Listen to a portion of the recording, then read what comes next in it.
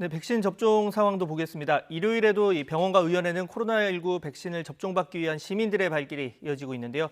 이런 가운데 다음 달부터는 위탁 의료기관에서도 화이자 백신을 접종받을 수 있도록 정부가 의견 수렴에 나서기로 했습니다. 현장 취재기자 연결해 보겠습니다. 양동훈 기자.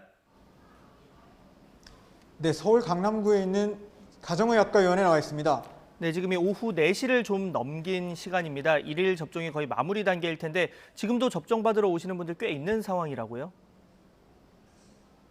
네, 그렇습니다. 제가 나와 있는 이 가정의학과의원에서는 오전 9시부터 얀센과 아스트라제네카 백신 접종이 시작됐습니다.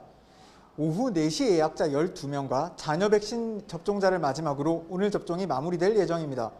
휴일 접종 막바지인 지금까지도 백신을 접종받기 위해 시민분들로 북적이는 모습인데요. 일요일 접종 받으신 시민 한 분 잠깐 이야기 들어보겠습니다. 접종 받으면 또 하루 좀 쉴 수 있잖아요. 그래서 평일에 맞으면은 내 일하느라 바쁘니까 그게 안 돼갖고 평일에 또 된다니까 좋아서 그냥 올라왔죠. 오늘 이 의원에서는 모두 80여 명이 백신을 접종받을 예정인데 지금까지 70명 정도가 접종을 마쳤습니다. 예약자는 얀센 백신을 접종하는 예비군 민방위 대원 30여 명과 아스트라제네카 백신을 접종하는 60살부터 74살 어르신, 보건의료인 50여 명입니다. 오늘 하루 동안 코로나19 백신 접종을 예약한 사람은 모두 2만 7천여 명인데요. 지난 일요일 3천여 명이 백신을 맞은 것과 비교하면 훨씬 많은 시민이 백신을 접종할 전망입니다. 어제 백신 1차 접종자도 38만 6천여 명에 달해 일주일 전 13만 8천여 명에 비해 크게 늘었습니다. 정부는 자녀 백신 접종을 스마트폰 앱을 통한 당일 예약으로 일어나 있지만 60살 이상 어르신들의 경우 예비 명단을 유지하도록 했습니다. 이 의원에서는 예비 명단에 등록된 어르신들의 접종을 이미 마쳤기 때문에 10여 명 분으로 예상되는 오늘 자녀 백신 개수가 확정되면 앱에 등록할 예정입니다.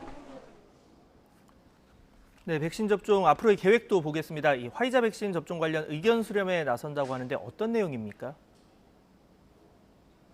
네, 정부는 7월부터 화이자 백신을 위탁 의료기관에서도 접종할 수 있도록 내일부터 의료계와 지방자치단체 의견을 수렴할 예정입니다. 화이자 백신은 초저온에서 보관해야 하고 해동 후에는 최대 5일만 보관할 수 있었는데 지난달 말 식품의약품안전처가 최대 31일까지 보관할 수 있도록 규정을 변경하면서 위탁 의료기관 접종 가능성도 열렸습니다. 얀센과 아스트라제네카를 접종하는 위탁 의료기관 12,800여 곳에서 화이자 백신까지 접종할 수 있게 되면 접종에 더욱 속도가 붙을 전망입니다. 또 방역당국은 접종 대상과 인원, 접종군별 백신 종류 등을 포함한 3분기 백신 접종 계획을 오는 17일 발표할 예정입니다. 3분기 1차 접종 목표는 인구의 70%인 3,600만 명에 달해 백신 수급, 접종 계획을 정교하게 세우는 것이 중요할 것으로 보입니다. 일부 공개된 계획으로는 아직 백신을 접종받지 못한 60살 이상 어르신과 50대, 전국 교사 돌봄 인력, 수능 수험생 등부터 접종을 시작할 예정입니다.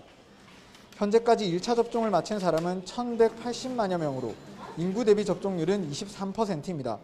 상반기 1,300만 명을 접종하겠다는 목표까지는 120만여 명 남았는데 지금 추세대로라면 달성이 가능할 것으로 보입니다.